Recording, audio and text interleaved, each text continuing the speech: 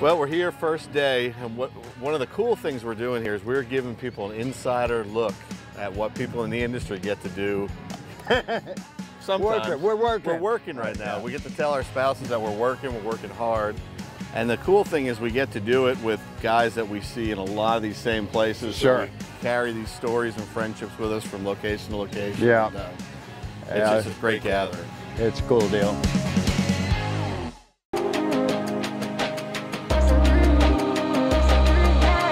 Family can have a lot of different meanings to different people, but at DOA Lures, I learned early on that as we traveled around the country and the relationships that we've formed with our pro staff on the water and off the water really is like family, and that is where DOA Family Ties was born. DOA's Family Ties, presented by Laguna Madre Clothing.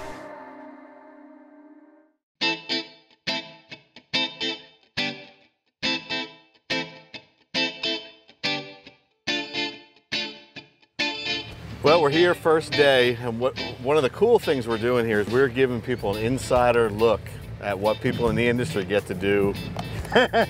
Sometimes. We're working right now. Yeah. We get to tell our spouses that we're working hard. Right. Well, but it's really important part of the industry is these events because we're bringing awareness to new products. Absolutely. We're field testing. You guys may have some stuff in development that you're going to get some real world testing. Always.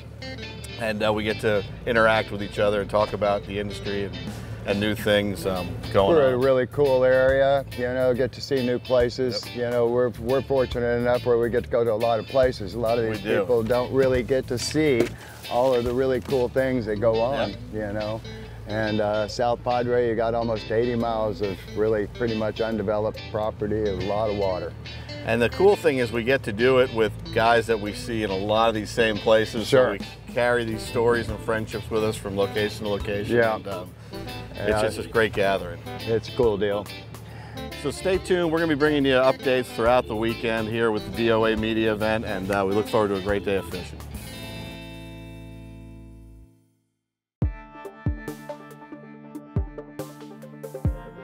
My name's Captain Lee Alvarez. I'm from South Padre Island, Texas. We're here at Jim's Pier, and we're here at the DOA media event for 2020. It's about the third year we've been doing the event here. One of my favorite lures by DOA is the jerkbait. Today I was throwing a 5.5 inch jerkbait on a 1/4 ounce jig head. Usually I'll stay with a 1/4 ounce, 1/8 ounce jig head. And you know, I like to work those baits on the bottom through potholes, and that's what we do to target fish. But yeah, actually what I'm trying to do right now is just we've got a sandy bottom, we've got some scattered grass beds, we've got a grass line maybe about 150 yards right east of us. So there's not a whole lot of grass basically right now, just some scattered grass beds. About 3.5 feet of water? Yeah, about 3.5, 4 feet of water. So I'm just working these lures really slow on the bottom. I've got about a 1/4 ounce jig head right now and a 4-inch Fiji chicken right here, and my favorite baits to throw down here. And I'm looking for these dark spots out there, which are the grass beds, and a lot of times these trout like to hang out right on the side of these beds.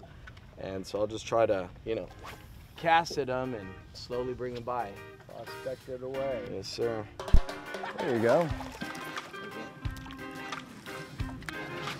Fiji chicks. Yep, they love it. You know, so many places in our world where we fish, that chartreuse is just a way of life. Yeah. One way or another, it's got some kind of chartreuse on it. I truly believe that these chartreuse and glow are virtually identical. When I shut my lights off at night at my business, it glows like a chartreuse green color. And I think a lot of times it's something, to me, it means death. It means that bait's wounded. And whether it's glow or chartreuse, I think they're very similar in that respect.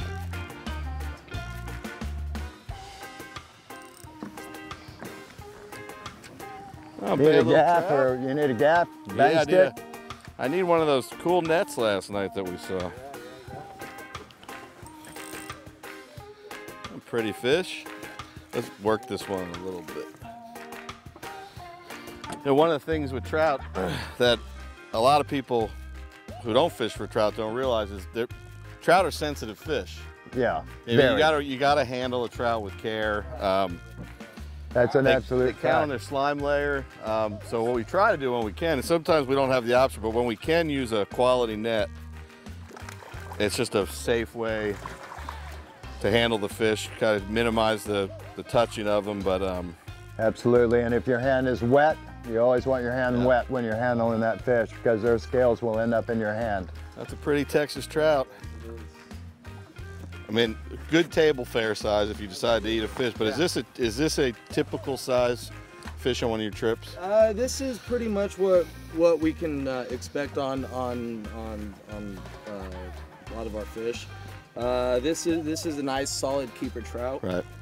I'd say this is about 17 inches or so. So this is, I mean, we'll catch them up to 30 inches around here. A 30-inch fish, of course, is pretty uncommon, but right. But yeah, this is about a typical size trout. Perfect, beautiful fish. Absolutely. DOA's Family Ties is brought to you by Laguna Madre Clothing, DOA Lures, and by Engel Coolers. One of the beauties of my job is that I get to go to a lot of places, and we have several hundred guides in our program. And I recently went over to Crystal River area, and our guides are using our 5.5 Glow. It's got a lot of weight to it. I put a lot of mass in this bait, and as opposed to putting a jig head in it or putting a screw lock in it, that's going to really kill a lot of the action. They're literally taking a simply, like this is just simply one of my shrimp hooks. Now this bait, when I jerk it, it can go all over the place. There's no restriction of the body. So it allows a lot more action to the bait. And basically, all of my guys over there are saying this is a needlefish, because this is a cooler time of year. There's not a ton of bait in, but there's plenty of needlefish around, and trout and reds love eating them. So I'm gonna see if it works in South Texas and see what happens. Whoa, son. Damn, almost ripped his head off when I set that hook on that one. I got a little aggressive. Little aggressive, August.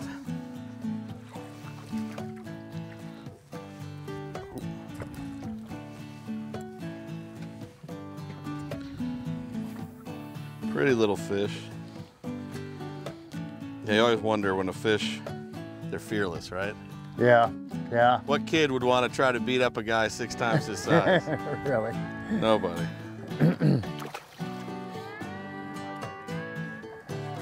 Come on. Yeah, we're on. Glow. The top secret. Glow 5.5 with a stupid hook just stuck in his nose. Ain't no secret anymore. Shh. I'm sorry, folks. We can't talk about this. Lure slides up the line. Look at my hands. Hi there, buddy. Shh. You know, another thing I like about single hook lures, it's better for your hands, better for the fish. It doesn't hurt the fish, doesn't stress them as much. Thank you. Later. Cheap thrills. I'm not going to take up golf after all.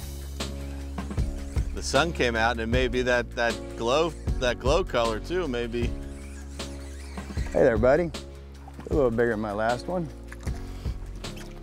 Again, a lot of folks, you know, they'll discuss. Sometimes we talk about, you know, some guys say, oh, well, that long shank hook is going to be further back, so it's going to hook the fish better. You know, I'm throwing something that has no straightness of the body at all, so the body can wiggle a lot more, and that fish has no problem eating that. This is not a giant fish for this size hook, and he had no problem munching it down. Thank you.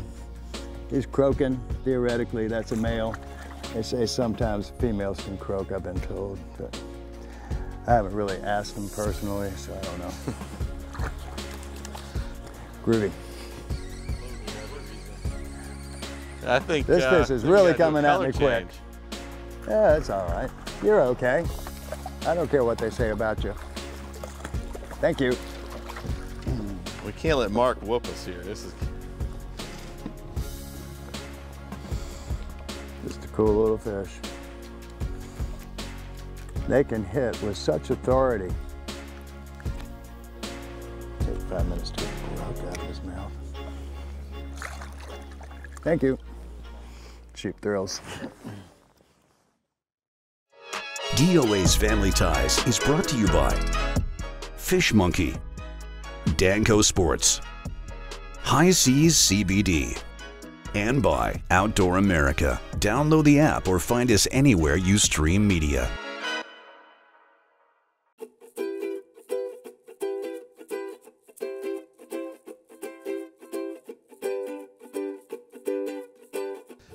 so, you know, where we just were, Right. that, you know, that water, that's Texas water.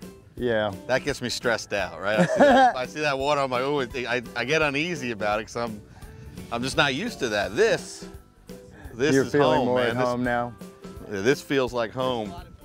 Oh gosh, the diversity here is unreal. Yeah, you want to know. fish some louder topwater baits, we can go some areas where we get away with that, where here we may get.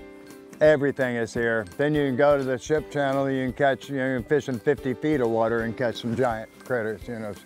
Saw a good number of fish running, both sides of the boat. A lot of singles, doubles, you know, a couple pairs. So I think this is a good area to. Yeah, we set up a ran drift. through that mud too. Yeah, that muddy areas. Yeah. There were some nice fat fish in there. Yeah. Yep, I see them. They're busting away from it. Where? Yeah, they're going away. You're on it. There you go. There you go, Mark. I just thought I couldn't reach Just out them. there? They're coming towards us, coming right towards me. Big wad. Oh, good. Is that your fish? Yeah. Mark, right here, you can reach them. It's a cast. It's closer than where I was. I was rigging, of course. All right, well, you know, our goal here was trout redfish.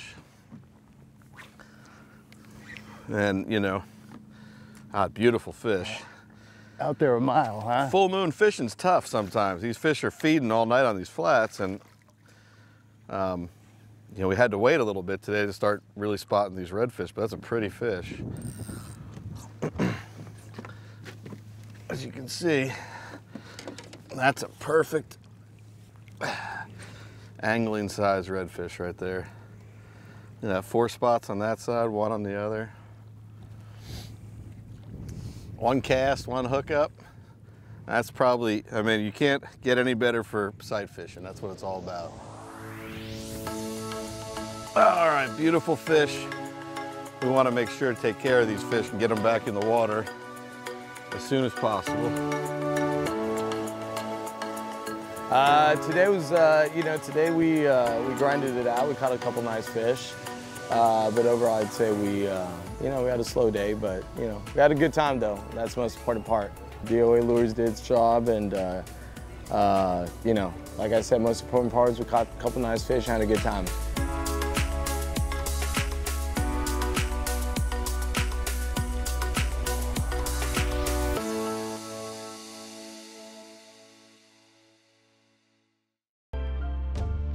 My name's Taylor Winsler. I'm the owner of Laguna Madre Clothing Company. Laguna Madre Clothing, it got started just out of necessity because we wanted something that was local to us, something that Texas anglers can relate with. And at the time, 7 years ago, it just didn't exist. There wasn't a brand out there that was really representative of our type of fishing and the type of lifestyle we like to live. So we partnered with a South Texas artist from Harlingen. His name's Raul Andrade. And that was the turning point for the idea that we had, was to encapsulate South Texas through the wildlife artist's creations. When you rely on your artwork to make a living, I mean, you find that there's a lot of competition, and there's a lot of people that have been painting for a long time and have a name already for themselves. And if you want to be a good painter, not just a Sunday painter, which I'm not, you want to compete with those people. Offer something either different or just as good, because you're making a living off of it and you got to pay bills. I'm my worst critic. If something doesn't turn out to my likings, you know, it's either going to start over or it's not going to go. You know, because I think that a painting should sell itself.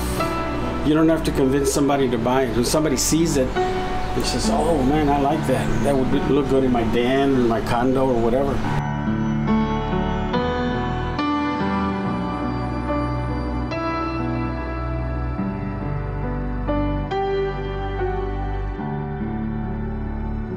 If you depend on it, you have to try hard, paint as best you can, and have people accept your work and be willing to pay for it. After I retired, well, then I got all the time in the world to do this now, and I do it every day. I mean, I can't go on without painting, and especially if I have something that I like that's turning out good, I can't wait to run in here, or I'll lay in bed and I'll think of what I need to do.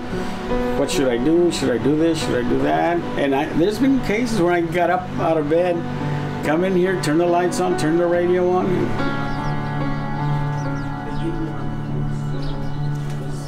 There's times, a lot, quite often actually, where you do a painting and it's special. You don't want to sell it. I mean, it becomes like a part of you. You know, there's paintings that I have that are stored away that I don't want to sell because I have so much in them, and I spend so much time, and it sounds cliche, you know, but it's true. I mean, you don't know unless you're into this business, where you paint something and you like it, and then when you sell it, you're like, well, yeah, I got so much for it. That money will be gone in a week, 2 weeks, or whatever, and the painting is gone forever, too. 3 things the world needs to know about Raul Andrade. First of all, that I love to paint, and I'll paint till I die, till I can't see.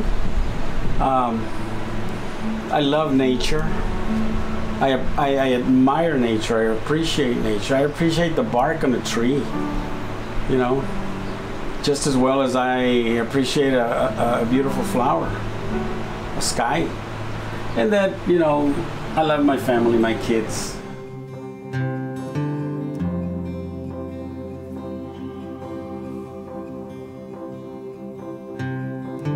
It's just such a special thing to have Raul Andrade, such a talented artist, working for us. His ability to go out there and see the fish and see the wildlife and pick out every little detail and then replicate that in his paintings, it just makes us a special business, because not a lot of people really put a lot of appreciation into the wildlife art. Raul was our first artist, and he kind of cemented right then and there that Laguna Madre clothing is going to be different. We're going to do something that that we feel is right, something that we really like, and something that represents our state and our fishery. And I feel like with Raul and all the other great wildlife artists that we work with, we've really been able to accomplish that. I'm just so thankful for Raul and for his family, and for everything that he's done to show me what the true outdoors is like. He not only does that in his paintings, but he does that in his words and his actions.